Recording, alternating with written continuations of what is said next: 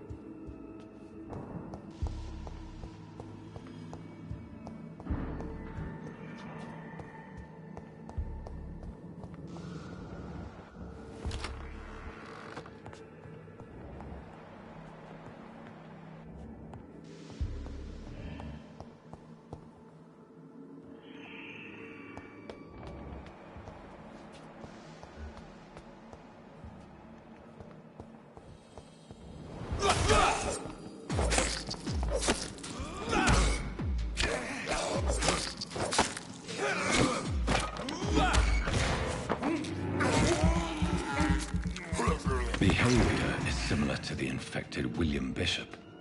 Must be the same strain. This sickness moves faster than influenza.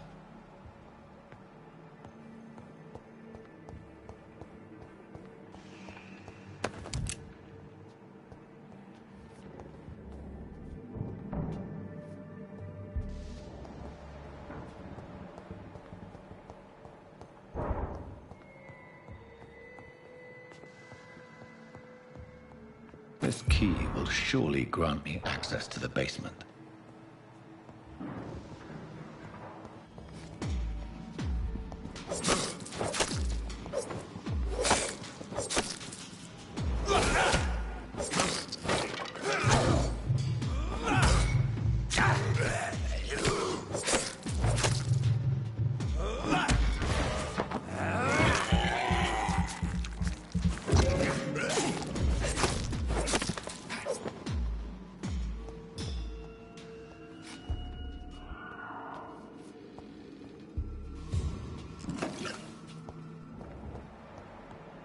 Balls of Mars, fortifiers. As popular as they are ineffective. But they do contain iron tartrate, and that might prove itself useful.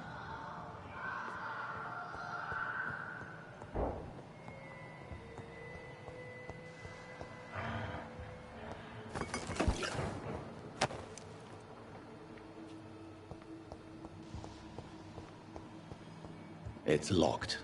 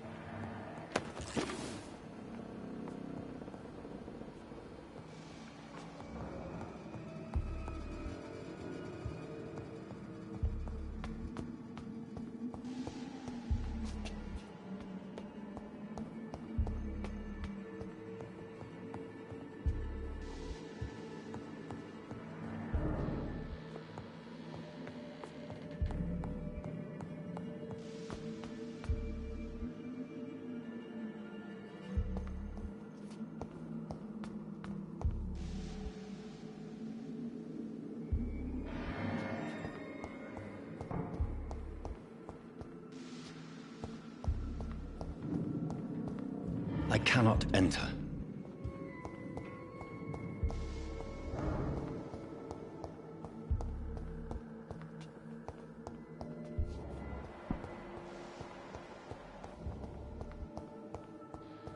It's locked.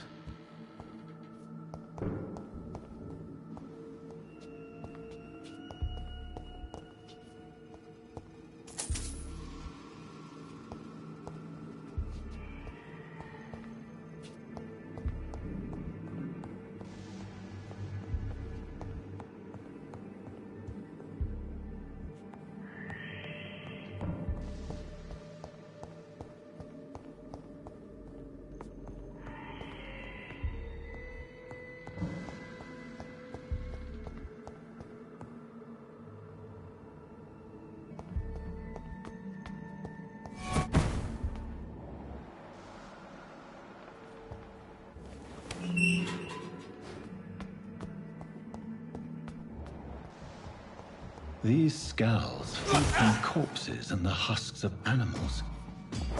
They're not after blood.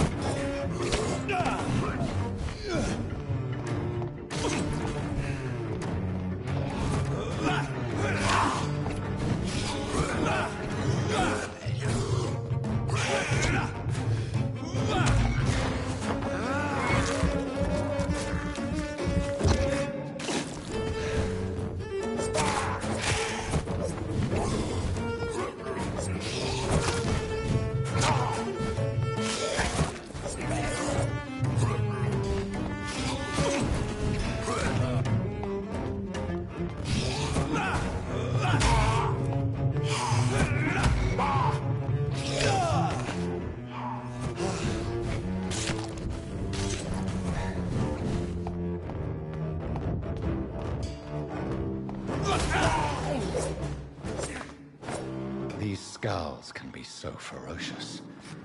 I'm not sure I can defeat them without becoming stronger. To drink blood is so tempting.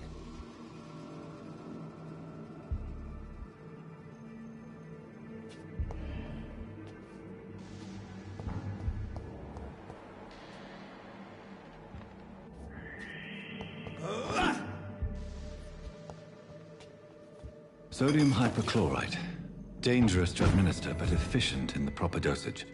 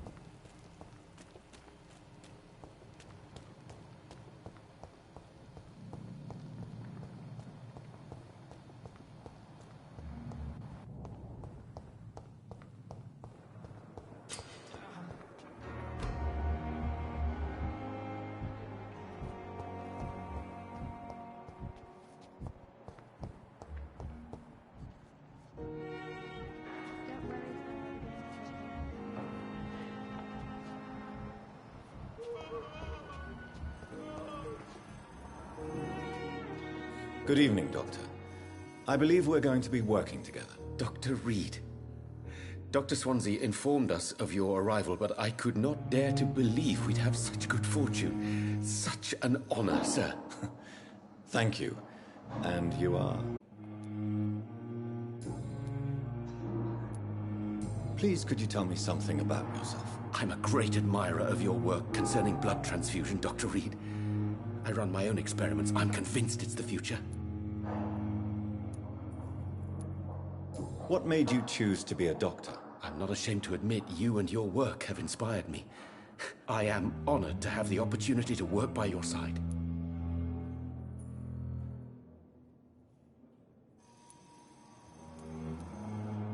I'll give you some advice, but understand that nothing beats practical experience, which can be exhausting and solitary work. Of course, sir. And don't worry, I will never allow myself to be a burden, neither to you nor this hospital. I based my technique on my mentor's research.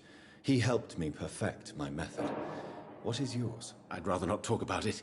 For now, it's just theories and first approach. My process is purely experimental and unsuccessful. As long as you're cautious and methodical, you may remain empty-handed, but you won't fail. You're not the first one to warn me, but I am convinced knowledge is the main weapon against the ravages of this epidemic.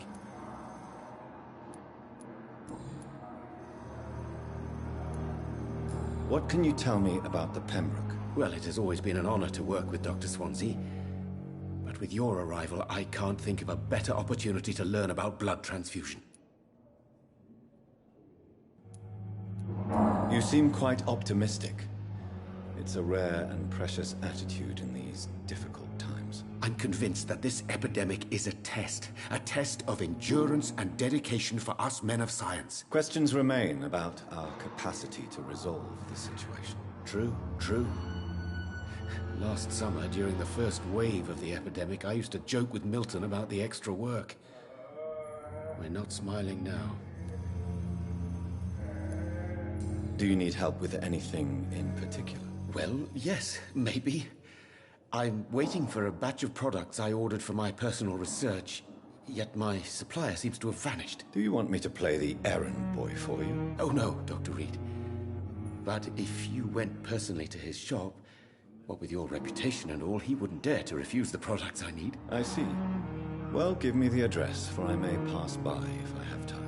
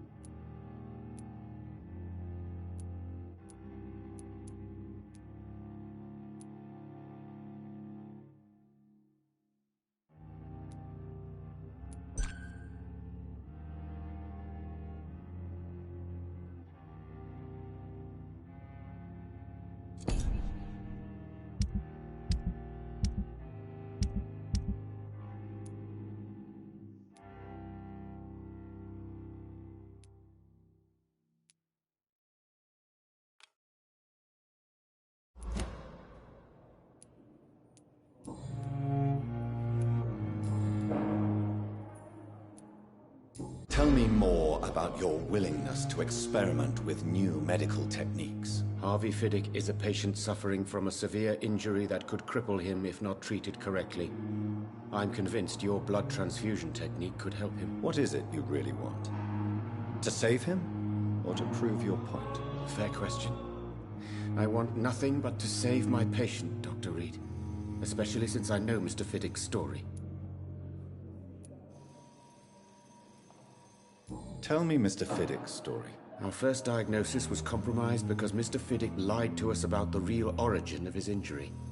He first claimed it was an accident. But why would he hide such crucial information from us? Because he is a proud father, ashamed of putting his children at risk because of his own negligence. This personal involvement could also appear to be a lack of impartiality. You must know that a good surgeon must remain neutral. I agree. But that does not excuse Dr. Aykroyd's behavior. A man who did not even take time to converse with his patient. Do you think keeping his distance was a mistake? All I know is that I'm taking care of human beings with desires, hopes, and fears. Not some biological machine comprised of blood, bones, and flesh.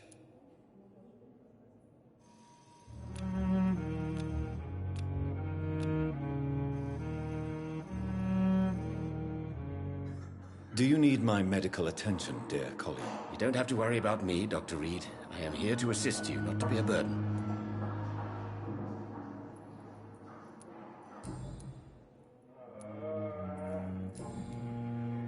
Goodbye, Dr. Strickland.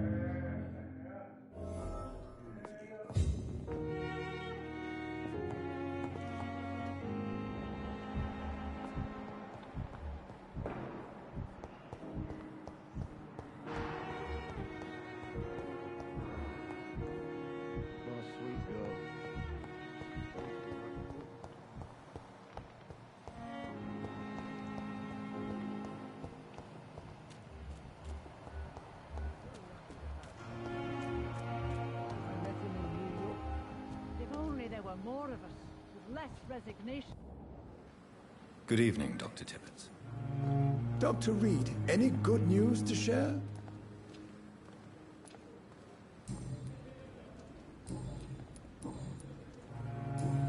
Goodbye, Dr. Tippett.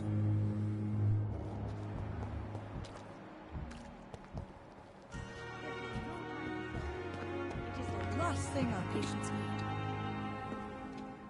Good evening, nurse. I'm Dr. Jonathan Reed, the new surgeon here at the Pembroke. Dr. Swansea has already told us about you, sir. I'm Nurse Gwyneth Brannigan. Welcome to the Pembroke Hospital. Did he really? It's a good thing I wasn't hoping to keep a low profile. All members of staff have already read about your new blood transfusion technique. Dr. Swansea made sure of that. I see. Well, I'm a little surprised. But I suppose I'll just have to deal with this unexpected notoriety. You must know, blood transfusions are Dr. Swansea's primary subject of research. He is convinced it is the future.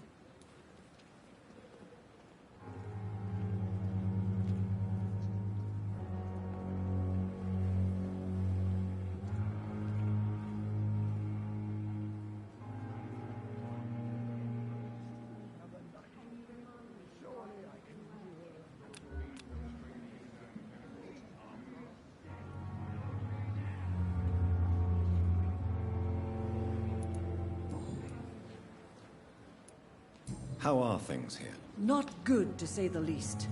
We're struggling against an invisible enemy, more lethal than any bullet from a gun. It's hard, Doctor. An invisible enemy? Quite a poetic term for a disease, especially from a nurse. Sorry, Doctor. These last few weeks have been exhausting. We could all do with a good night's sleep.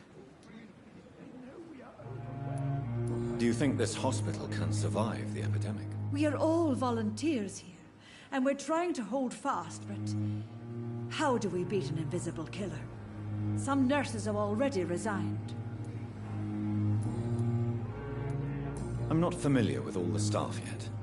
Perhaps you could help me. Brilliant professionals, most of them. Dr. Swansea has a gift for recruiting talent. Most of them? Is there a problem I should know about, nurse? Is there anyone that stands out? Well, I have never met someone as dedicated as Dr. Tippett's. He should be a standard for us all here. If only he were younger. Why should his age be a problem? I guess it's fair to say he's always pushing himself to the limits. He just doesn't know when to stop and get some rest. Nurse Brannigan, if you do know something, please tell me. Anything you say will be held in confidence. No. I may disagree with some conduct, but in the end, everybody is doing their best.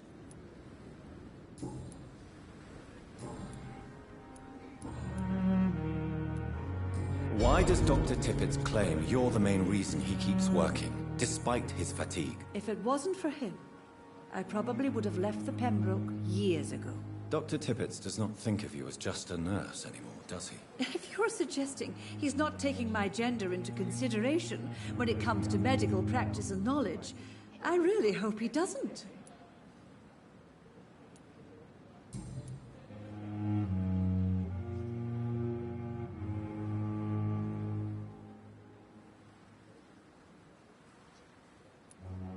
Goodbye, nurse. Call me if you need assistance.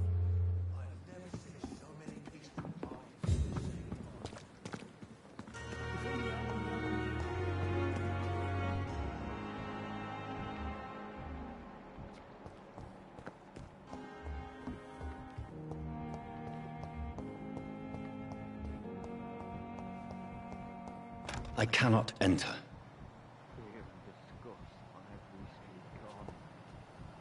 It's locked.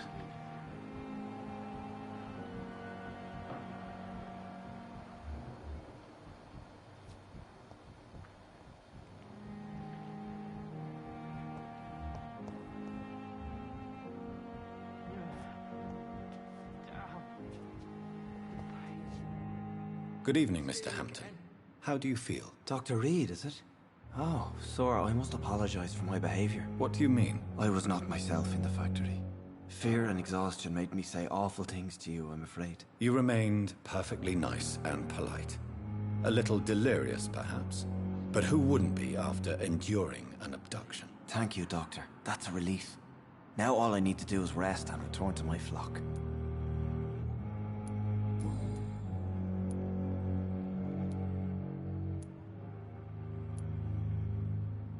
How did you end up in William Bishop's den? I had received alarming news about his recent behavior. I went to his place and he refused to let me go. Why did he abduct you? William was an alcoholic. His addiction suddenly changed to blood. I don't know why. Just like a patient I met here. This Miss Hawcroft. You dared to enter this awful place alone. You're a hero, Mr. Hampton. Or a fool. I'm just a man trying to help his friends, Dr. Reed. William Bishop was a conflicted soul, searching for light.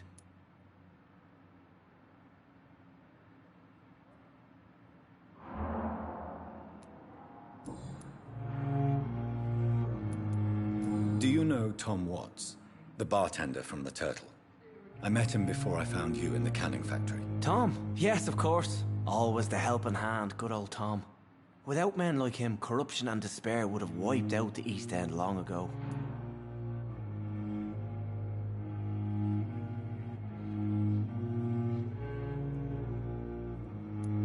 People are still in despair.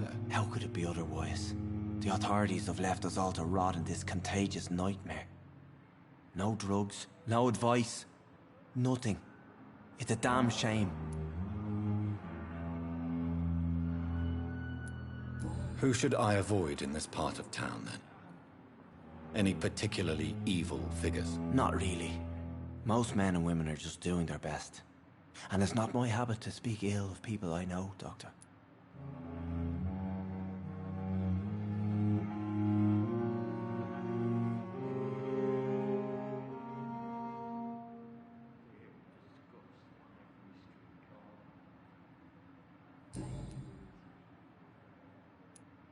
What is the general situation in the East End docks? The situation has always been tough, with a lot of tensions between the gangs and the Dockers' trade union. The Wet Boot Boys are very nervous since they lost their leader.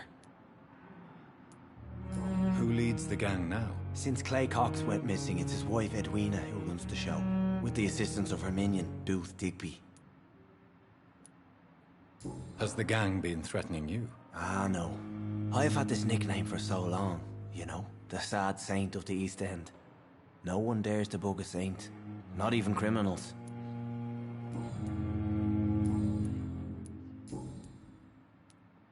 How do you feel, Mr. Hampton? Medically speaking, I mean. I feel exhausted. Beyond exhaustion, actually. William drank so much of my blood in his madness. I feel empty. You're in good hands here. Dr. Swansea is well versed in blood transfusion, and I'm sure he'll take the best care of you. Thank you, sir. I believe all I need is rest. And then I can go back to the people who need me.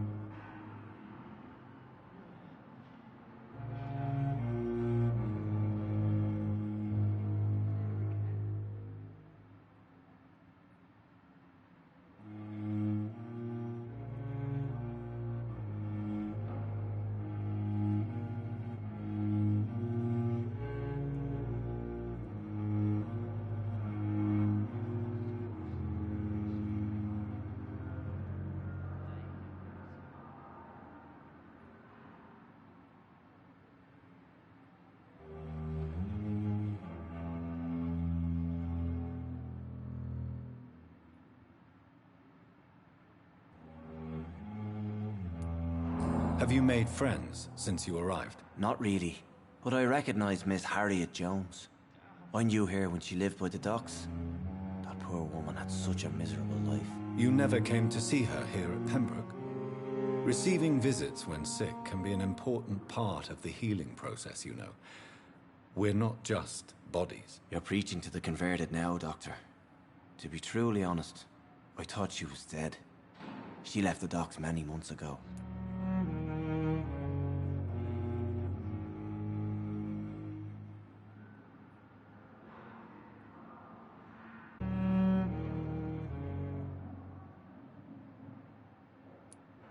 What do you do for a living, Mr. Hampton? I can't help but notice the cross around your neck. I manage a night asylum for the poor and homeless of the docks, and I try to guide the lost and hesitant on the right path to our Lord. Are you a priest, Mr. Hampton? A deacon, maybe? Not at all, Doctor. I'm just a man of faith willing to preach the good word. Why didn't you use your cross against William Bishop? To repel him somehow? That's a very strange question, Doctor. A cross is no magical token, if that's what you were trying to say. Not mine, anyway.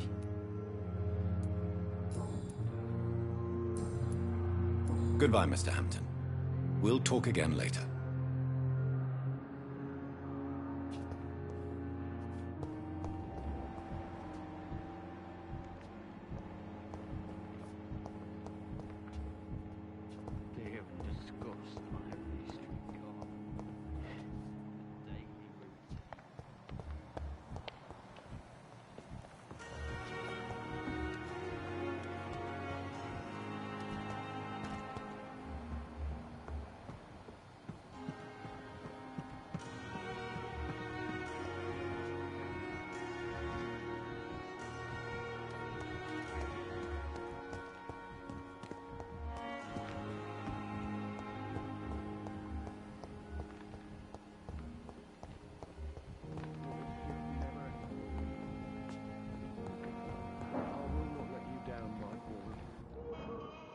Finally, you've returned, Doctor.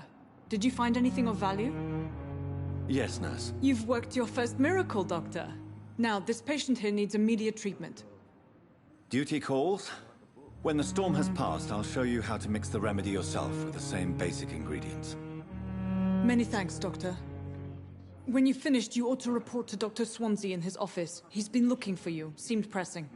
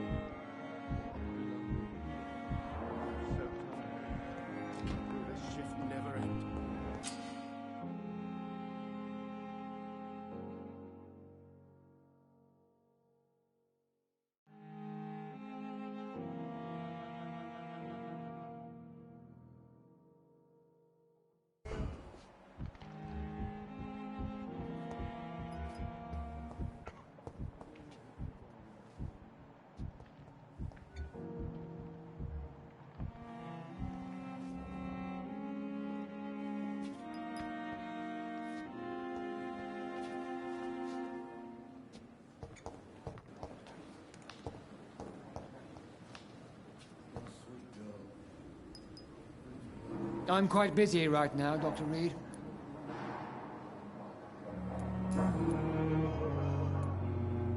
Tell me, Waverly, what do you think of Dr. Strickland's enthusiasm for his experimental research? Strickland is playing with his patients' lives for pride and glory. Now that, sir, is unethical. Are you thinking about something in particular? Harvey Fiddick needs delicate surgery. I believe we should stick to the usual procedure, but my young colleague obviously disagrees.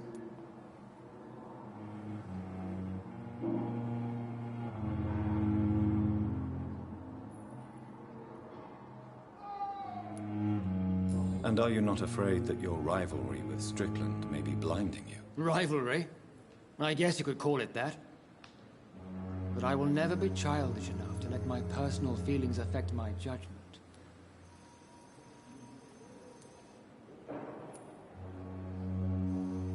Why do you wish to lead this surgery? I strongly believe that Mr. Fiddick should not be butchered to test an unproven procedure.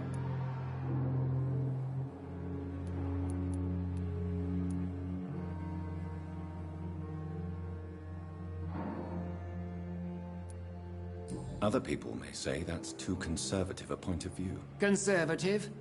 And what are you going to say to Mr. Fiddick if he loses his arm because of the operation? Because that's what's going to happen if the surgery is a failure.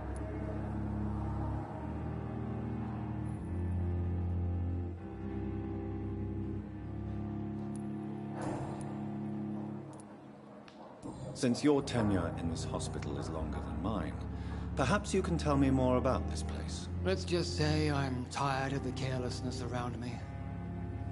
I have always respected the skills of Dr. Swansea, but over time his enthusiasm has become displaced. Carelessness?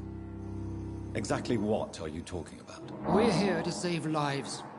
The people who trust us are not volunteering for experimentation. They're here to be healed. I don't intend to run any radical experiments, Doctor.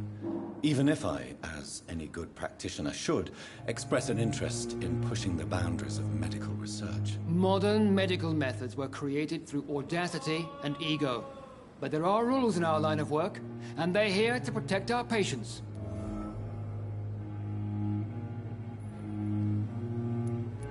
Since your tenure in this hospital is longer than mine, perhaps you can tell me more about this place. Let's just say I'm tired of the carelessness around me.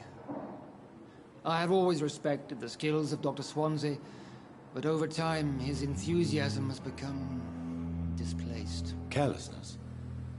Exactly what are you talking about? We're here to save lives. The people who trust us are not volunteering for experimentation. They're here to be healed. I don't intend to run any radical experiments, Doctor. Even if I, as any good practitioner should, express an interest in pushing the boundaries of medical research. Modern medical methods were created through audacity and ego. But there are rules in our line of work, and they're here to protect our patients.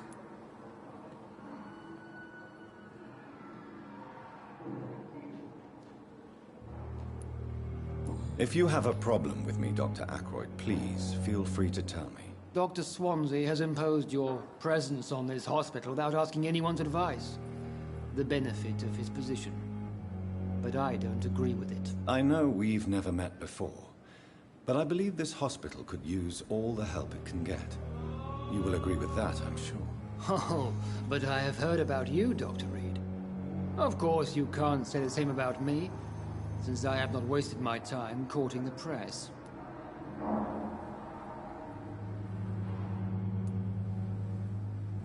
There is no need for such animosity between us. Don't you think the epidemic is already enough to deal with? That is one point we could agree on.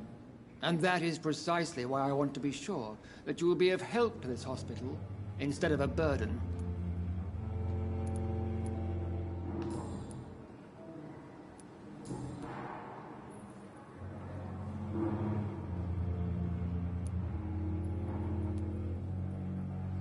It seems you have bad memories of your military service. I refuse to see this industrial slaughter as scientific progress. War only reveals the worst in men. We can at least agree on something, Dr. Ackroyd. I don't know what you've heard about me, that I have already proved my value as a practitioner. I don't question your skills, Dr. Reed, but your motive. Is it money, fame, or are you truly dedicated? And what exactly is that supposed to mean? I served in the war just like you.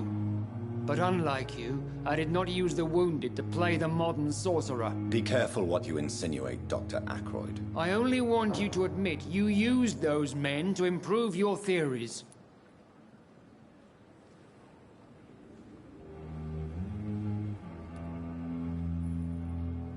This is ridiculous. My blood transfusion technique saved many lives, and you know it. You see?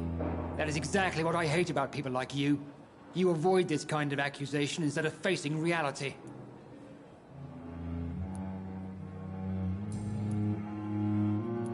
Thank you for your time. We'll talk later.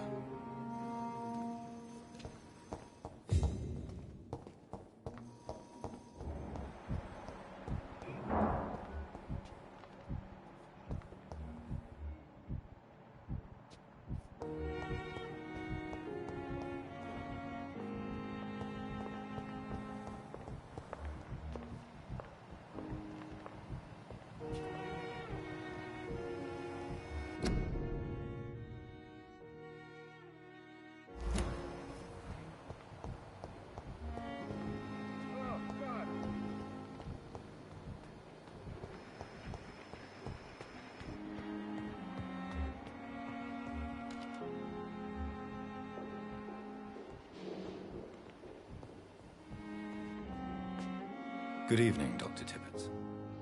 Dr. Reed, any good news to share? You're exhausting yourself, Corcoran. Maybe you should think about preserving your strength. No. We must keep on healing all those poor souls. We are the last rampart before chaos. Once more unto the breach.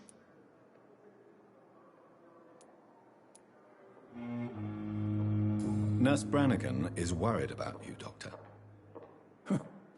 She should not have told you that.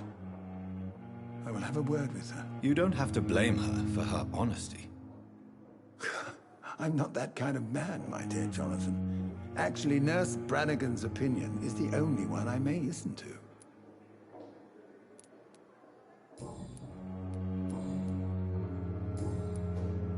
Goodbye, Dr. Tippett. I cannot enter.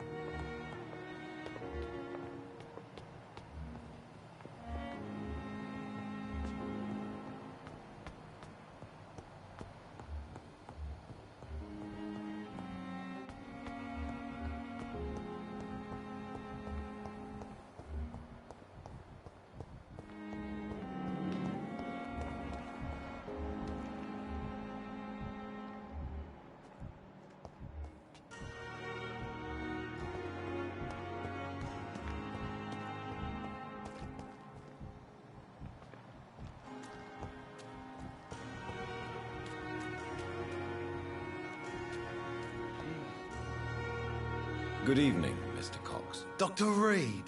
Still working at night, I see. I like that. And why is that? People who don't sleep at night always seem more alive to me. More interesting, one way or another.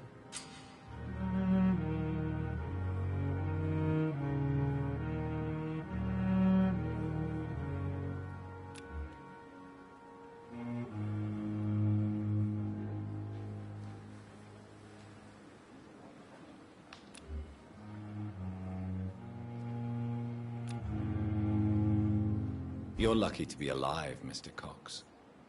I hope you're starting to take better care of yourself. This place is full of sickness and decay.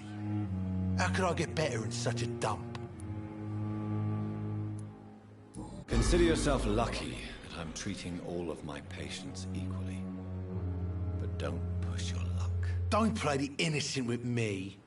I'm sure you have good reasons to act this way. And also weaknesses that can be exploited.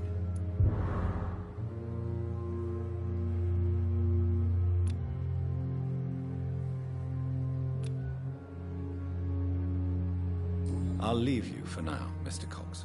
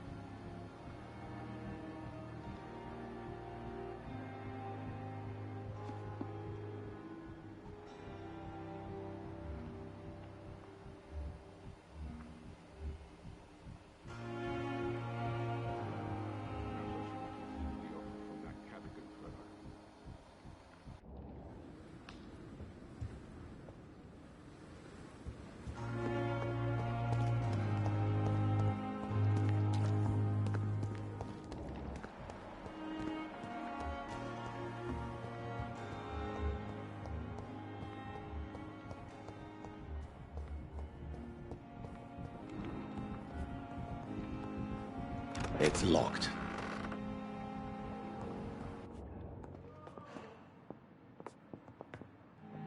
Good evening, Doctor. How is my son doing? Goodbye, Mrs. Goswick. Doctor. Good evening, Mr. Goswick. How are you? I'm okay.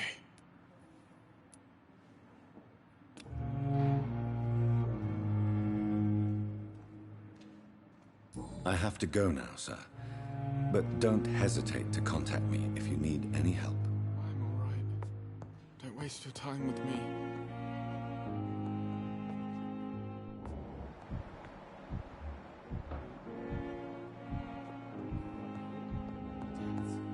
Never could keep anything from her. How could we be sure we're making it?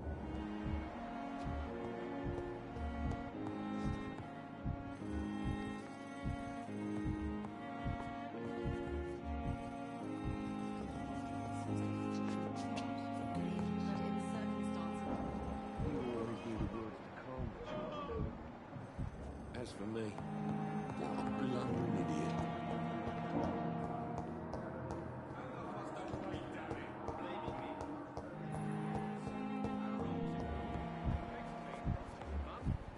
Yes, you have the right to disapprove of our methods, and you will kindly apologize when you're feeling better.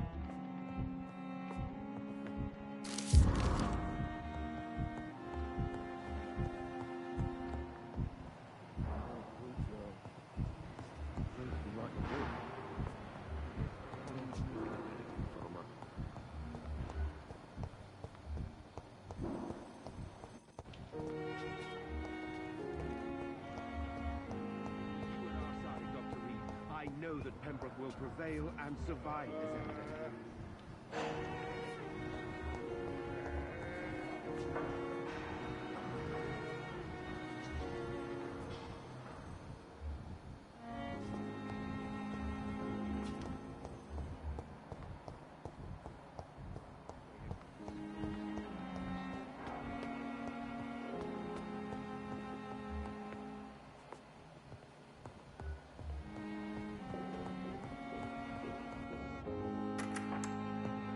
Please, Jonathan, come in.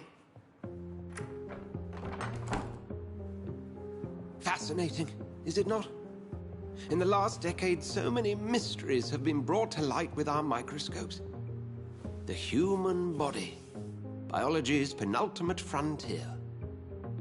The more we explore its boundaries, the less we're able to trace a clear line between life and death. You, my friend, have a foot in both countries.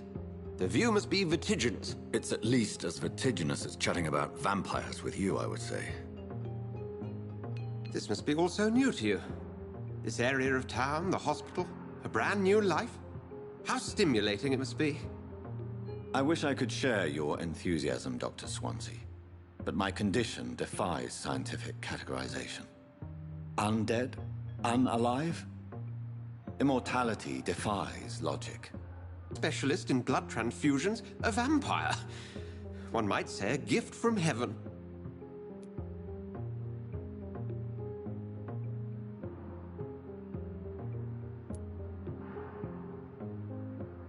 There is an absurd poetry to my situation. Physician, heal thyself. Forgive me.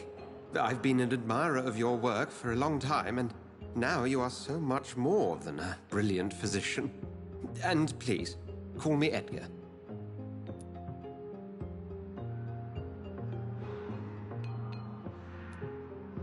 There is no need to apologize, Edgar. You offered me sanctuary when I had none. Very well. I have a task for you, Jonathan. Something that will require all your newfound skills. Please, go on. The Pembroke only survives through the generosity of our benefactors. Unfortunately, our main donor has found herself in a bit of a bind. Now, if you could help her out... A spokesman or politician is what you need. That's not my calling. And until I come to understand what has happened to me, I require discretion. Discretion is in order, Jonathan. Lady Ashbury has recently received rather indelicate correspondence that, if revealed, would jeopardize her position. And you would like me to eradicate this threat? By the stole, of course not. I would just like you to pay her a visit. Her ladyship is certainly near the tents outside, tending the sick. You can't miss her. Look for someone impossibly delicate. Accepted. I'll see what kind of trouble Lady Ashbury is in.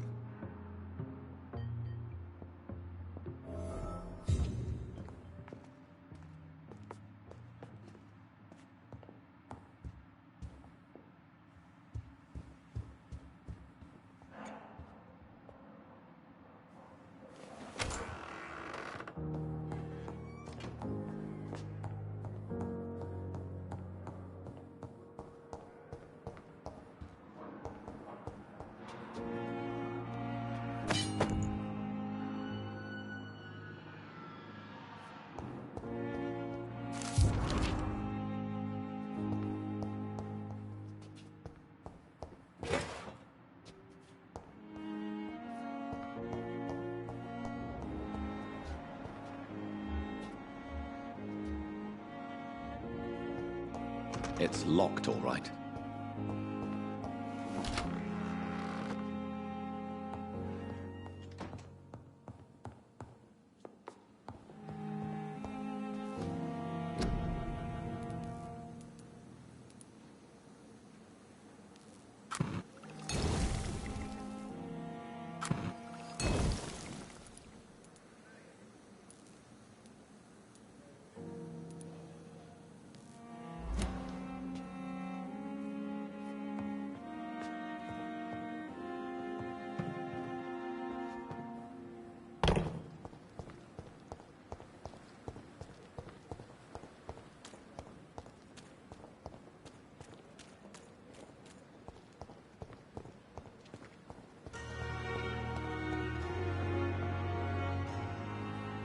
The flu took my dear wife, Emily.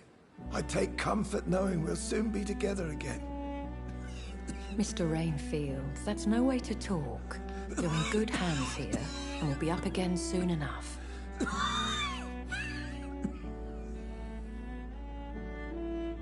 Now do me a kindness and get some sleep. I'll be back round later. Your words are kind, the blessings of an angel. You're the sweet, sweet Lady of Mercy.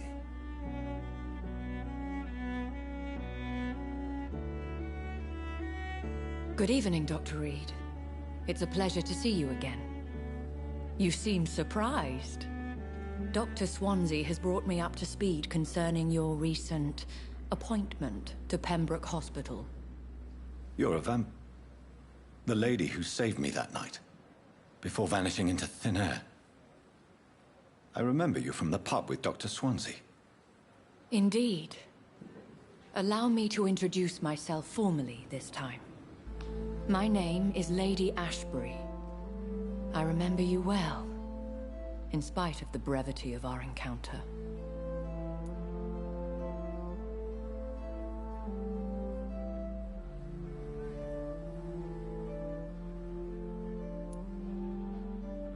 Apologies.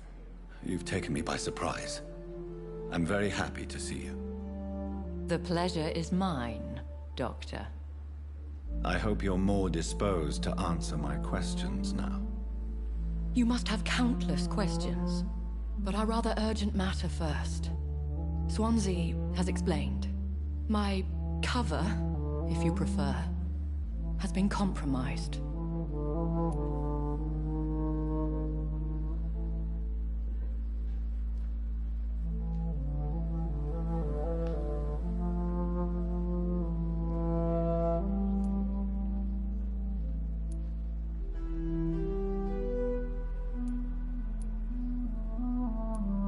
Dr. Swansea has commissioned me to be your agent in this matter. You could start by explaining what's amiss. These past insufferable weeks, I've been the victim of extortion. I've made a first payment, but the blackmailer grows greedy. I must refuse his most recent demands.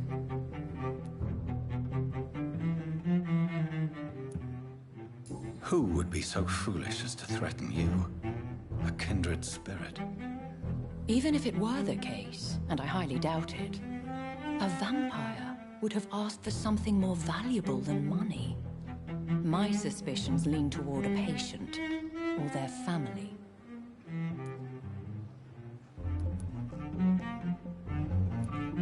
Please continue.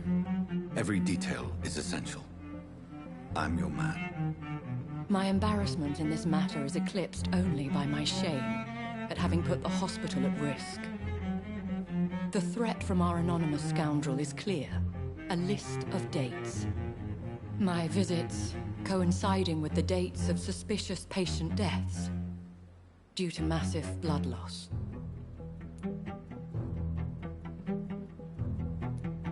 Is it true? Now aren't you the blunt one?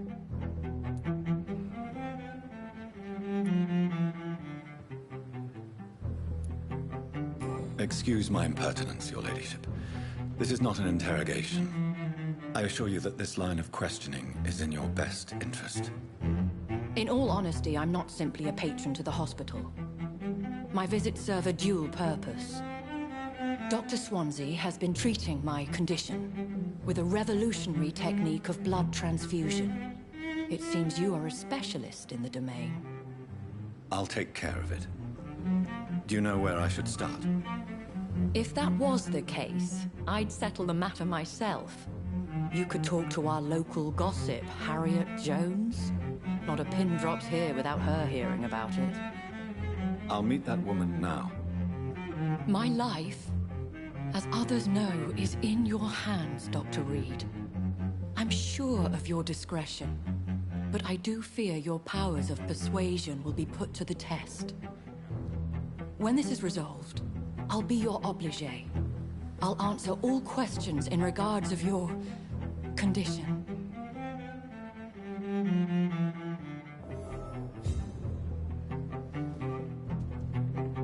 Pembroke is so lucky to have Dr. Reed. I met him in New York. If only there were more of them.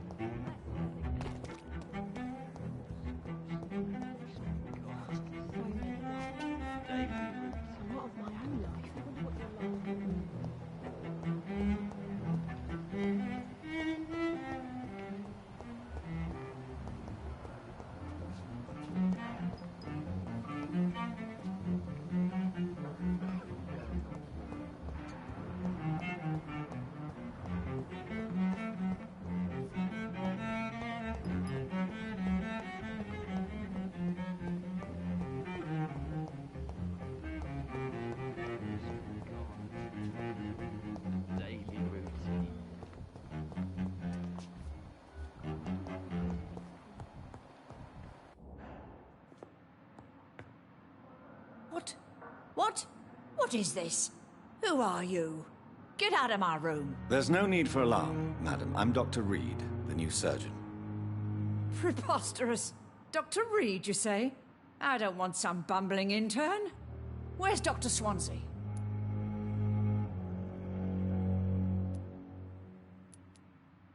Dr. Swansea is quite busy. and I need you to help me get acclimated. I have many questions. How brave.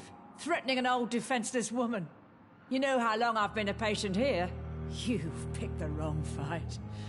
I'm Harriet Jones. Harriet Jones? Indeed. I've been meaning to have a chat with you. You know what goes on here better than any other patient, I gather. Oh, better than any patient, nurse or doctor. I've seen so many vile undertakings. I heard there have been some despicable goings-on. Was there a case of blackmail? Blackmail? Wait. You're investigating something. This isn't a social call.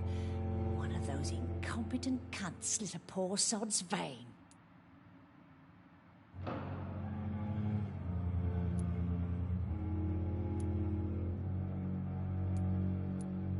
If I didn't know better, Miss Jones, I'd be inclined to say you enjoy this type of idle gossip.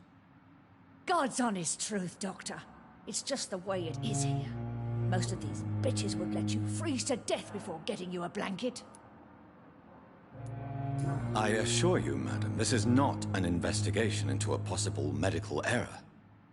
Debauchery, then? Nurses Crane, Hawkins, Brannigans, whores, all of them. They can't keep their legs shut. I've seen them scratching slutty sores. Really? Well, if you have irrefutable proof, I'll not have the staff behaving in such a manner here. This is your business, Doctor, not mine. But I swear one of the nurses is cavorting with some man on hospital hours. Thank you for your time, Miss Jones. You've given me something to go on. See you on the next round.